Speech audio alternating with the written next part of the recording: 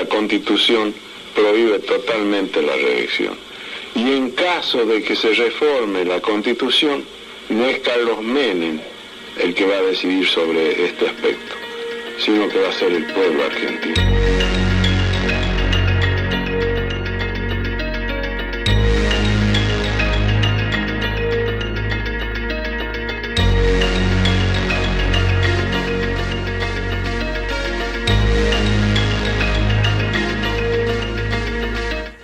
Fue la más legítima y la más democrática de la historia argentina. Antes el presidente iba a 6 años sin posibilidad de reelección. Acá pasamos a 4 y una reelección. Hubiera estado bien, me parece a mí, una reelección y nunca más, por ejemplo.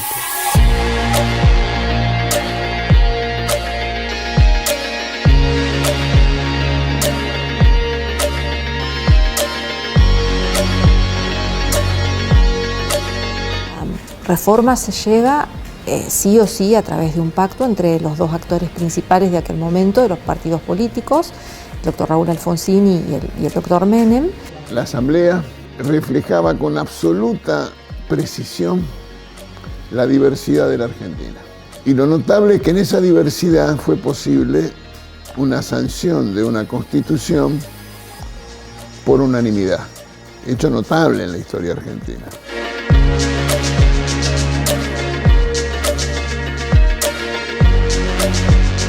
De ninguna manera quedó limitado el pacto de Olivos, a mí me gusta llamarle pacto, es una palabra que viene de paz, a dos partidos. Por el contrario, hubiera sido mucho mejor, desde luego, encontrar aquiescencia también en otros sectores que no la dieron y que tienen todo el derecho a comportarse como quieran. Como había desconfianza entre las dos fuerzas, la forma de cerrar el pacto y que ese pacto no se violara era a través de esa cláusula cerrojo que decía que o se votaba todo o no se votaba nada.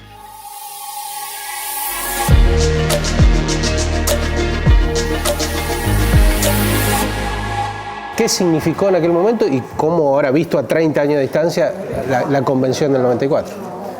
Bueno, la convención de 30 años, ¿no? Parece que fue ayer, pero la convención de 1994 transformó la ciudad de Santa Fe. Vamos a ver cómo nace Santa Fe. La ley decía que la convención se realizará en la ciudad de Paraná. Entonces yo me acerqué al diario Litoral, que estaba en el otro local todavía, y le dije, no podemos entregarlo a santafesinos, haber sido sede del nacimiento de la Constitución, de todas las reformas, menos de la del 98 y la del 49, pero después de todas las reformas no podemos entregar ese patrimonio. Entonces hablé con los radicales, hablé con los justicialistas, porque nuestros senadores nacionales por Santa Fe, que eran Rubeo y el de Villocampo, Massat, habían votado a favor que sea Paraná. Era tal la desesperación por la reelección que se hizo eso. Bueno, entonces cada uno habló sus bloques y Natalia le encontró la vuelta, que era diputada nacional, y puso y Santa Fe. Bueno, se hicieron otra reforma a la ley. Esa ley no volvió nunca al Senado. Fue directamente a publicarse. Se nace con una ley inconstitucional. Así, sí, porque había que estar en la reelección. Estaban desesperados por la reelección. Sabían que la ganaba. Estaban así. Era una época de estabilidad monetaria, con la convertibilidad. La gente vivía bien. Pese a que digan que no, vivíamos todo el mundo mejor. Y bueno, entonces se llama elección, se hace el pacto, que era el pacto, ponerse de acuerdo porque tenían miedo de traicionarse los pactistas, porque ya los radicales lo habían traicionado a los justicialistas en Córdoba. En Córdoba habían hecho la reforma, Angelós era el gobernador, que era por segunda vez. Entonces hicieron la reforma, que el gobernador podía reelegirse por una única vez, pero Angelós ya había sido reelecto. Entonces hizo interpretar por la corte cordobesa, que era dicta a él, que ese era el primero. Entonces los radicales pusieron una cláusula en esta, que este era el primer gobierno de Menem que solamente podía tener una sola reforma más. Eso me acuerdo que Chacho Álvarez en la primera sesión dijo un discurso, que lo voy a buscar en el diario de sesiones. La confianza entre los pactistas, decía que se tenía. Los que llevaron adelante la la confección del acuerdo o del pacto fueron Barrio Nuevo por los justicialistas y Cotino Siglia por los radicales, que pusieron de acuerdo a Menem y a Alfonsín, y después, bueno, una vez que se reunió en Olivos y una serie de cosas que pasaron, se nombró una comisión de juristas de cada partido para redactar el pacto, porque el pacto ¿qué consistía? Que había que poner un núcleo de coincidencias básicas que se llamó, que era una serie de puntos que se votaba todos juntos, que trajo graves problemas. Entonces trabajó Alfonsín con Corach. La comisión de juristas estaba, pero iban a los bifes lo que querían hacer la cosa. ¿Por qué lo hizo Alfonsín? No sé. Cuando venga a Cáceres, pregúntenle a él nos cuenta que él fue el primer sorprendido, él iba viajando a Buenos Aires. Franja Morada estaba en contra, y Alfonsín creó un cisma en su partido, porque los principales caudillos o líderes radicales del interior estaban todos en contra. De la Rúa en Capital, Usandizaga aquí, Angelos en Córdoba, Montiel en Entre Ríos y algunos más, no me acuerdo quién era en Mendoza, o sea que produjo un cisma. Era difícil conseguir convencionales para la lista. Por eso Vanossi, por ejemplo, no fue, y era alguien que podía estar. Bien, se hacen elecciones, ese núcleo de coincidencias básicas, nosotros interpretamos que era inconstitucional y presentamos un amparo en la justicia federal. ¿Por qué? Porque el poder político, el Congreso, le estaba diciendo al poder constituyente cómo tenía que votar, por lo cual le quitaba su soberanía. El juez de la Fontana nos falló a favor y le ofició al presidente Eduardo Menem que tenía que abrir y votar uno por uno. Y tenía razón. Había este tipo se llama Frente Grande, no se llamaba Frepaso, estaba en crecimiento, venían de ganar Capital Federal, que no se llamaba Cava, Ciudad de Buenos Aires. ¿Y qué pasó ahí? Un pastor evangélico me dijo, yo luché toda mi vida para quitar el requisito de pertenecer al culto católico, ahora que puedo votar, no lo puedo votar porque tengo que votar la reelección. Claro. Estoy en contra. Entonces hay una violación moral de conciencia de persona. Bueno, nos abrió, apelaron y la Cámara de Rosario le falló a favor. ¿No es cierto? Bueno, Rosati era abogado por ello. Y a mí me pasó, yo llevé el amparo a tribunales y me pidieron un aval. Entonces digo, bueno, tengo la tarjeta verde del auto. Sí, me dice, pongo la tarjeta verde del auto. Cuando vendo el auto, años después, esta es una linda anécdota, te cuento. Cuando vendo el auto, se lo entrego al gallego Riera, y que me lo había vendido. Che, dice, tu auto está embargado. ¿Por quién? Por Alzogaray, me dice. Digo, vos tomaste la pastilla bien, gallego. Digo, claro, digo, ¿quién te dijo eso? Acá está el comisionista, que se lo háblame con él. ¿Qué dice? El expediente Alzogaray y otros, que era, claro, porque iban por orden, lo que presentamos por orden alfabético. No sé, claro, y la tarjeta me había quedado adentro y figuraba. Entonces lo habla Horacio Rosati, que fue el abogado de ellos. Digo, mira, Horacio, pasa esto. Le digo, yo te la recupero. Me dice, no te aflijas. Dice, ya me voy. No, digo, yo te hago el escritito, va un chico y vos lo firmás. No, me dice, por ninguna cosa. Bueno, la cuestión que se fue al tribunal me dijo, ya está. El juzgado federal, no, bueno, a la media hora fui, recuperé la tarjeta y se la di al gallego, decirle que no estaba embargado, luego este estúpido que te... Hubo muchas... La convención llegó con mala prensa, sí. Con muy mala prensa. Está mucho la idea de la componenda política, no del gran acuerdo, sino de la componenda. De la componenda. Nadie sabe todavía por qué yo le pregunté a Alfonsín, almorzando acá, cuando el Colegio de Abogados organizó un reconocimiento, me tocó almorzar y tuvieron una diferencia con sentarme al lado de él. Le pregunté, doctor, ¿por qué le dio la reelección? Era la segunda vez que se lo preguntaba. Dice, porque si no la sacaban, me dice. Pero bueno, pues la sacaban. Una cosa es que la saquen, le digo que se arme un lío porque la saquen, otra cosa es que se la den. Y después con Alfonsín, esa vez, yo tenía una audiencia en tribunal, se hacía en el Colegio de Abogados el acto, y llegué 15 minutos tarde. Me voy a sentar. Y viene uno de ceremonial, ya había empezado el acto, uno de ceremonial de Nación dice, mire, el doctor Alfonsín quiere saludarlo. Se levantó del estrado, bajó, tenía todas las cámaras encima con Alfonsín ahí, para saludar. Me fui a visitarlo 2 veces después, porque yo cuando llegué no lo quería. Fui a visitarlo 2 veces al departamento. Una vez cuando quitaron los concejales de acá, que hicieron una reforma política, que teníamos menos concejales que Rafaela, al final de esa vez que hicieron acá en Rosario, fui con un radical de Rosario a prestarle los mismos problemas para las 2 ciudades, y después fui otra a verlo porque había tenido un gran accidente. Fui a hablar de política nada más. Un accidente en el sur, y no podía tener ni gripe siquiera, y andaba en la cinta, se bajó, no la paró, se fue a la miércoles. Entonces, bueno, fui a conversar y me dice, yo me salvé, dice, entre los indios, que en el departamento de la Avenida Santa Fe me acuerdo que era. Y era un gran comprador, él doctoreaba siempre, porque usted, doctor, yo llegaba temprano a la convención, y él también. Él entraba con el ponchito. Yo estaba en la última fila, más allá de la inundación, decía. Y pasaba y dice, doctor, buen día, doctor. ¿Qué le parece si venimos, dice, muy cansados de anoche, me dice? Y era, por ejemplo, el viernes. ¿Qué le parece si a las 14 levantamos, me dice? No, había sesiones que se extendían hasta la madrugada, ¿no? Dice, así se van lo de las provincias. Porque la Fuerza Aérea puso 2 aviones acá. Entonces los llevaba todo a Buenos Aires y ahí cada uno, de Buenos Aires se quedaban, cada uno conectaba. Si no, no podían llegar a su provincia.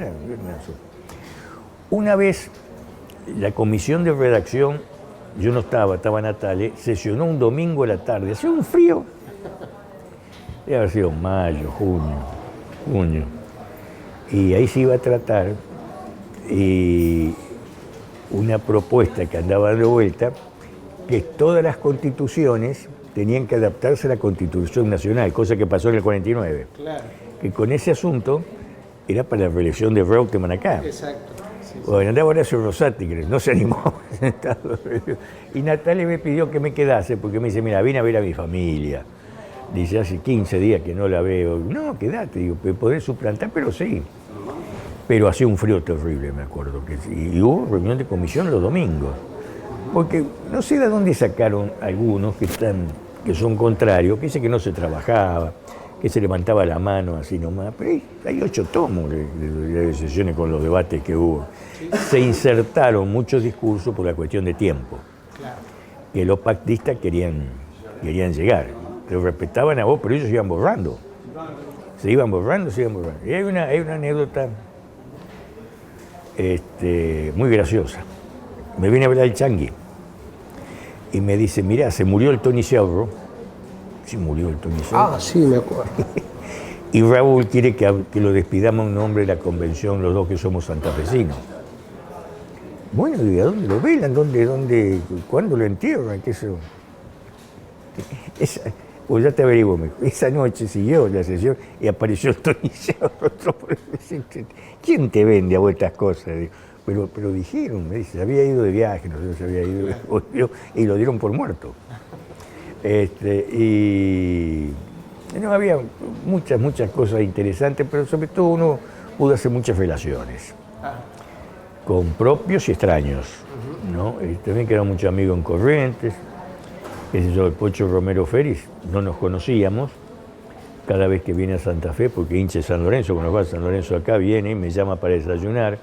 El otro día me habló por teléfono para felicitarme por los 171 del Club del Orden, que había leído el artículo de Gustavo Víctori en El Litoral. Bueno, ellos son dueños del diario homónimo, ¿no? El Litoral de Corrientes. Claro. Con la gente de Salta, con la gente de Jujuy, con Cristina Guzmán. Y bueno, sí, con el doctor López de Zavalía, él venía por el Modín. Era un tipo muy democrático, que era un cráneo jurídico. Claro. Tenía 5 tomos sobre contratos en el derecho civil y una excelentísima persona. Y daba gusto hablar. Después cuando me tocó ir a Buenos Aires, él me llamaba y salíamos a cenar.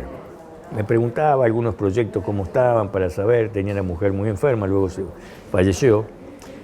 Ahora falleció él, ¿no? Pero era una persona encantadora, López Zavalía. Y no sé cómo fue para el Modín. Porque en el Modín... Y ahí, en esa convención, Rico se arregla con Duhalde y le da la posibilidad de reformar la Constitución de la Provincia de Buenos Aires y que Duhalde pueda ser reelecto. Porque Duhalde se entera del Pacto de Olivos cuando va a jugar el tenis a Olivos. Y se entera que está Alfonsín, Soné, dijo. porque el candidato era él a presidente. Entonces tenía que hacer reformar la Constitución, hicieron eso me lo contó uno Almodín, hicieron el arreglo acá. Ahí pasó de todo, ahí pasó de todo. La Constitución en sí, yo creo que hay tres grupos. Los que dicen que es la mejor del mundo, no quiero nombrarlos, pero dicen que es la mejor del mundo. La que dicen que es un mamarracho. Y la que dicen que quizás es porque no tuvieron acceso a la Constitución, a ser constituyente. Gente inteligente, muy capaz, que a lo mejor hubiera estado por encima de cualquiera de nosotros, pero razones políticas no lo fueron. Y lo que nosotros creemos que tiene cosas buenas, cosas malas que no se debieron poner, y que es una cosa normal. Por ejemplo, el gran error fue la reelección. Ese fue el gran error y tenemos toda la prueba. Porque nosotros hacemos la cuenta sobre la reelección de una persona, pero después vino el matrimonio presidencial que no lo tuvimos en cuenta, con lo cual podían estar 6 años. Y que estaban en la convención también. Que estaban los dos en la convención. Y yo me acuerdo que nosotros decíamos, le tocó hablar a Natalia, que ¿por qué defendíamos 6 años? Porque el primer año el presidente se instala en la presidencia. Gobierna 2, 3, 4 y 5, y el 6 se prepara para eso. O sea que gobernó 4 años. Con el primero se instala, segundo gobierna y tercero empieza a prepararse para la reelección. ¿Y qué es prepararse para la reelección? Es hacer políticas distintas que cuando vos no tenés problemas, ¿no es cierto?, de apuro para que tenés que ir. Entonces ahí se reflexiona más las políticas. En cambio lo otro obliga a hacer políticas distintas y así vinieron los problemas. Con el agravante esto de la reelección. Segundo, que nosotros nos opusimos también, el jefe de gabinete de ministros, no sirve para nada. Claro. Fue extrapolar una figura del sistema parlamentario al sistema presidencialista. Pero muy devaluada. Pero muy devaluada. En la época de Menem, el presidente era Menem, pero el jefe de gabinete era Cavallo. No era ni lo otro, ni el flaco este. Se hizo la primera videoconferencia para Santa Fe, porque se armó lío con la coparticipación y los peronistas no le querían votar, porque los peronistas tenían miedo a Cavallo y decía que le iba a sacar la plata, que había quedado bien y el texto que salió no lo querían votar y se podía quedar sin quórum. Entonces se enloqueció Alfonsín y se enloqueció Menem de allá, que tenía línea directa con su hermano, una muy buena persona, Eduardo Menem. Muy buen presidente de la convención. Fierro también fue buen presidente. Lo lió su hermano cuando subía a Mestre. Claro, Mestre era dentista y no era parlamentario. Se le armaban uno, le esperaban a Mestre para armarle los líos. Pero también buena persona. Y entonces no querían votar. Entonces se hace una videoconferencia entre la Secretaría General de la Presidencia, que estaba Bauzá, y el bloque justicialista que lo metieron en el aula Ulverdi, ahí tenía el bloque, no recuerdo bien, pero ahí se hizo la primera videoconferencia. No los convenció. Salieron ahí, hablaron entre ellos, la miércoles, tuvo que venir Bauzá en presencia acá, personalmente, a convencerlo y a traer la palabra de Cavallo y a negociar el texto, y salió un texto que, bueno, es prácticamente de cumplimiento imposible. Sí. Ese de que toda la legislatura tiene que aprobar. Yo hago una sola pregunta que le decimos: si una legislatura no aprueba, ¿qué pasa? Claro. Tú sacás de la coparticipación, ¿qué pasa? Una cosa de, bueno. Pero fueron esos textos de negociaciones, porque ahí se rompía el quórum. Después hay una cosa muy importante que ningún tratadista le ha puesto. Y no es porque uno sea un fenómeno, sino que ponen lo que ven escrito. Eso analizan. La Constitución del 94 abroga la Constitución del 49 y le da estatus jurídico del 57. Entonces, esta Convención del 94, así juramos, con la Convención de esta Constitución 94, con la Convención de 1853, 1860, 1866, 1898 y 1957. Entonces la saca el 49. Algunos peronistas la votaron y se dieron cuenta que habían abrogado. Había uno, yo me acuerdo, Orsi, un hombre grande, había sido constituyente en el 49, siempre se peleaba conmigo. Y una vez me llama y me dice: vea, yo paro en el Hotel Corrientes, dice, quería conocer el Club del Orden y Rautio me dijo que hablase conmigo. Sí, le digo, venga, tomamos un café, venga con su señora. Bueno, entonces habló la señora después que no podía venir porque estaba con gripe. Traigo la expresión. Este había sido convencional del 49. Cuando fuimos a jurar, después nos dio un ágape ahí, muy frugal ahí en el Palacio San José, y me voy a despedir de Orsi. Muchas gracias, porque usted tuvo la valentía de abrogar todas las macanas que hicieron en el 49. Entonces me dio una cachetada, me dio un abrazo y no lo veo más, después falleció, ¿no? Pero eso del 49 es cierto, y yo ahí rescato a los peronistas que sabían, ¿no es cierto?, que terminaron con ese debate, que la del 57 no existía por un gobierno de facto, que la 49 era esto, el 49 también la tramposa el Senado, no tenía los 2/3, si dejaban entrar a los senadores por corriente y no le aceptaban el diploma a los senadores por corriente para tener 2/3 que después no lo tuvieron. Bueno, como son ellos. Y yo creo que Santa Fe se sintió orgullosa con la Constitución, el santafesino. Pese a que podía estar en contra, claro, todos los comedores estaban llenos, los hoteles no alcanzaban, porque aparte de los 305 convencionales, estaban los asesores, el personal que vino del Congreso, o sea, había un montón de gente, periodistas, periodistas que había de todos los colores, de acá y del extranjero.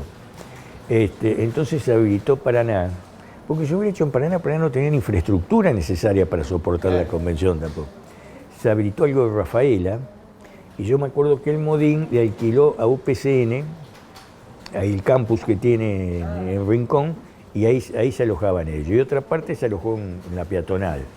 Hay una parte de arriba entre Mendoza y Primera Junta. Pero no había lugar. Entonces mucha gente alquilaba las casas o los departamentos, iban a dormir, vivían en algún familiar, y pagaban buenos alquileres porque era la oferta y la demanda.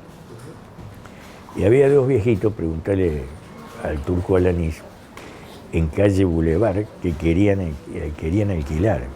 Pero tenían miedo porque decían que los políticos iban a hacer orgías después en el departamento. Que le habían vendido que llevaba un barco con... El único que lo vio era Horacio Rosati. Vos el único que lo viste. ¿Sabés el lío que se hubiera armado si hubiera estado el barco ahí? No, le dijeron que estaba en Paraná. Bueno. Y los viejitos no querían alquilar. Entonces Rogelio le dijo, pero no, el político es distinto, tomará un café, un vino, dice, un whisky, un champán, que bueno, después dice de sobremesa, pero no le van a traer ni a hacer ninguna cosa de esa. Y la alquilaron, le fueron a casa de hijo y la alquilaron bien. Claro, se pagaba bueno alquiler, 3 meses, no era mucho, y ya se hacían una diferencia. Jubilado estaba, no tanto como ahora, pero siempre estuvo rezagado, era una plata importante. Y lo otro fue Santa Fe convertida en el epicentro de la política nacional, ¿no? Todas las figuras centrales desfilando por ahí. 3 meses. Transmitía TC directamente. Yo cuando era chiquito iba con el brazo, me llevaba la mano mi madre, me acuerdo que por acá, por Boulevard y San Martín, íbamos caminando. Y esa vez por primera vez se vio televisión en Santa Fe, en unos negocios ponían televisión, pasaban la convención, circuito cerrado. Y pasamos y estaba hablando Palacio. Y pasábamos por Casa Reddy, que estaba ese tiempo, hasta Juan de Garay, que iba yo, y seguía hablando Palacio, 57, ¿no?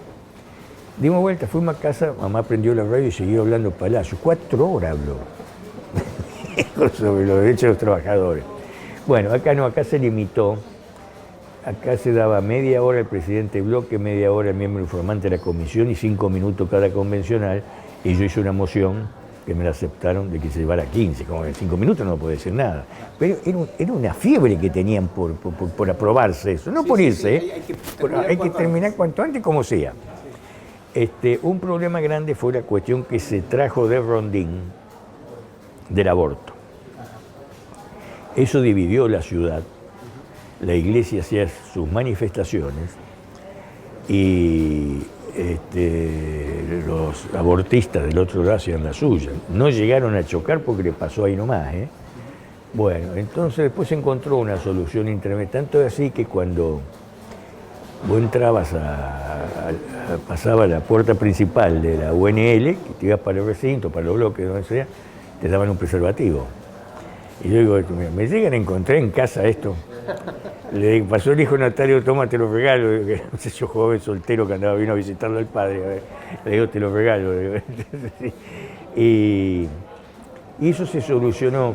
Bueno, nosotros fuimos, me acuerdo, nos reunimos con Alfonsina sola en su despacho para tratar de llegar a una cosa que porque iba a dividir muy fuerte la convención.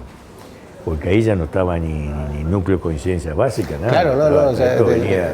Atravesaba todos los partidos. Me parece ¿no? que sí, que lo trajo el Frente Grande, que después fue Paso, ¿no? ¿Cuáles fueron los temas que unieron? Los pactos internacionales, si bien con alguna diferencia sobre dar estatus constitucional, y que eso sí se usa para tratar, o sea, con ese punto, el derecho argentino se volvió supranacional en algunos casos en materia de derechos humanos y podía ir a tribunales internacionales, ¿no? Bueno, después no se va a usar casi porque tiene que ser cosas muy, muy puntuales. Bueno, estaba Zaffaroni en uno de esos tribunales, pues lo sacaron. Zaffaroni fue convencional. Sí, sí, claro. Fue convencional por el Frente Grande. Por el Frente Grande. Yo lo conocí porque me invitaron de un canal en Buenos Aires antes de empezar la convención. Y me invitaron y fui y me encuentro en la puerta con un señor convencional, con mucho gusto. Zaffaroni era, así que nos metieron los dos ahí adentro. No sabía yo que después iba a tener toda esa vida pública, tener los departamentos y todo esto, que no sabía de quién era, quién se lo alquilaba. Que iba a integrar la Corte Suprema, además. Digo, sí.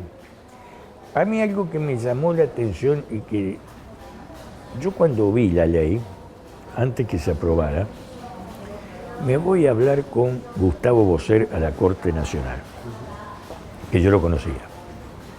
Le digo, mira Gustavo, llega esto. Dicen que el Consejo de la Magistratura será el administrador del Poder Judicial. Le digo, ¿esto lo puso Menem?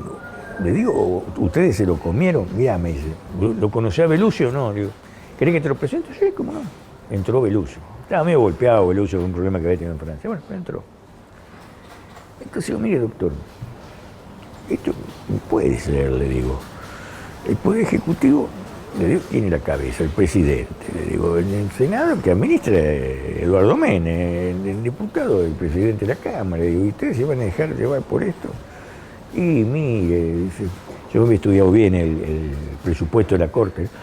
Mire, me dice, tenemos tantos problemas con la cantidad de edificios que tenemos en el interior, que esto, que aquello. Sí, bueno, le digo, pero ustedes tienen 80 arquitectos acá en la Corte, le digo, manden un arquitecto, no tienen que ir ustedes al edificio del interior, que eso.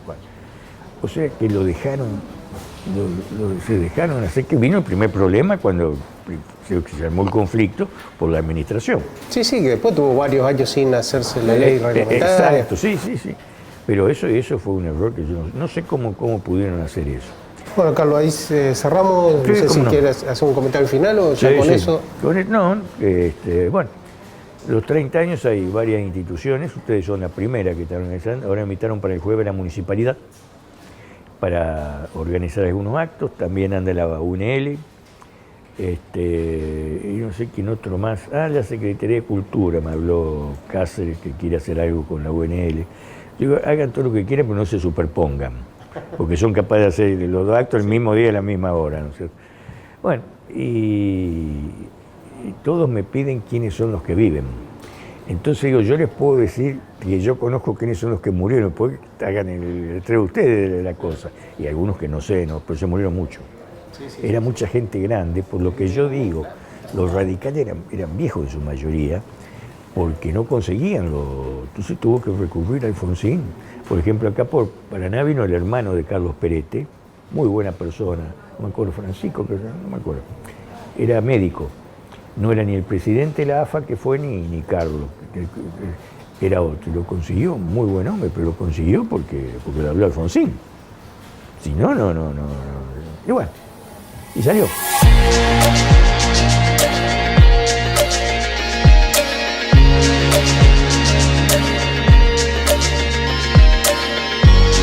La Santa Fe de aquellos años radicaba en la esperanza de un futuro mejor y más inclusivo, donde cada ciudadano pudiera ver garantizados sus derechos y donde la justicia y la equidad fueran los pilares del nuevo orden constitucional.